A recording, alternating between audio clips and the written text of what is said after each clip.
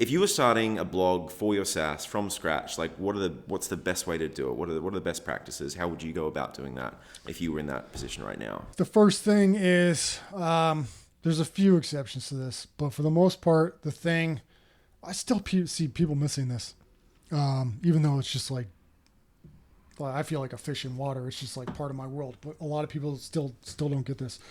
So for us, and this is really true for any blog. A blog is basically an SEO play. Full stop.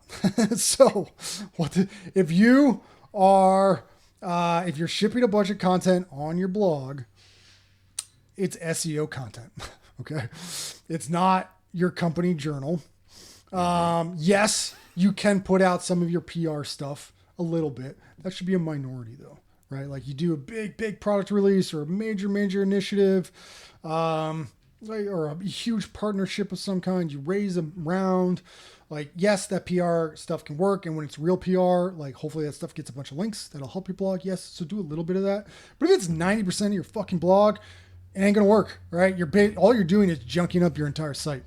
Some of my core beliefs about Google is that Google's looking at the quality of all of your content as a whole across your site. If that quality is deemed unhelpful in Google, that's the term Google uses, unhelpful. They're very cagey on how they define that. In fact, I don't even think they know. But my hunch on what defines unhelpful is a bunch of content that doesn't rank and makes search users happy.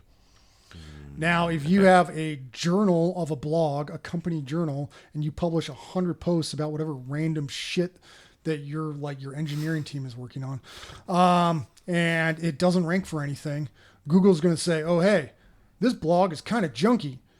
Is it junky? No, I don't think so. Right? It's just people doing content that wasn't SEO focused. But these days that can hurt you.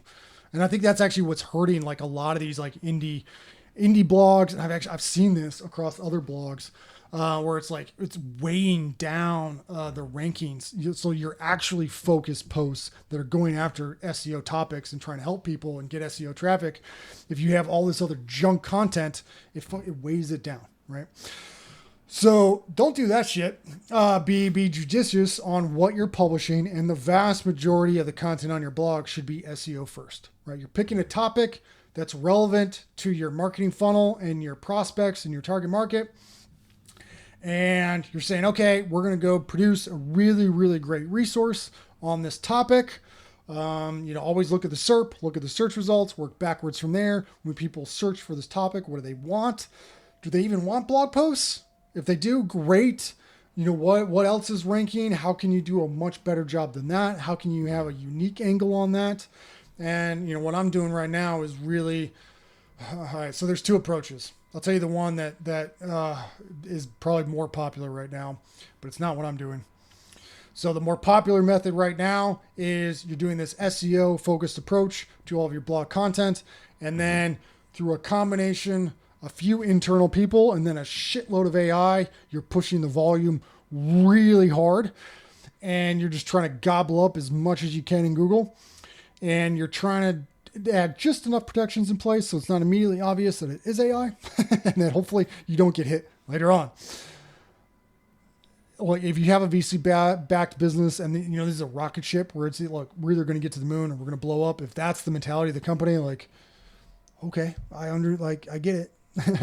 But if you're trying to build an actual blog, an actual audience, if you want to survive, like if you want to build the next, HubSpot blog or Shopify blog that's going to be around for 15, 20 years and do things the right way, I would not do AI at all.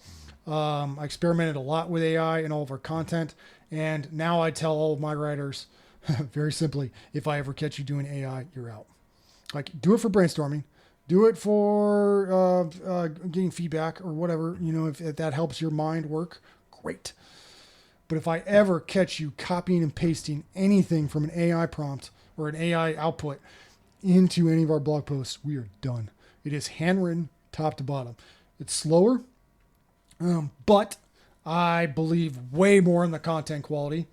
And my thesis or my expectation is that the rankings and the content that I produce in that method are going to be way more resilient in the coming years, especially as everybody gets like AI's everywhere, and we're already developing the like reflex to like, oh, it's an AI image.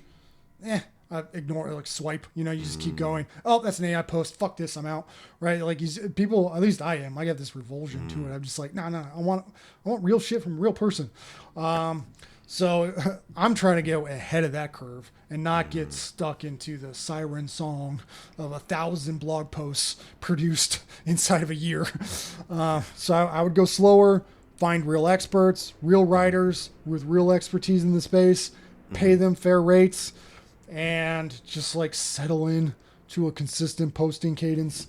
Even like 10 posts a month will take you pretty far over time. 10, 15, if you want to push it, get to 20 to 30. And then instead of pushing volume beyond that, what I'm doing is just investing in quality. Right? I have a blog that I'm managing right now for a SaaS company, and I'm like, okay, I feel good about the output, the volume. So all of my effort going forward is up leveling quality. Let's just keep up leveling quality. So quarter by quarter, which writer do I need to bring in? Who's going to be like help add another voice to this blog that really knows what they're talking about? Is there a writer that I need to cycle out?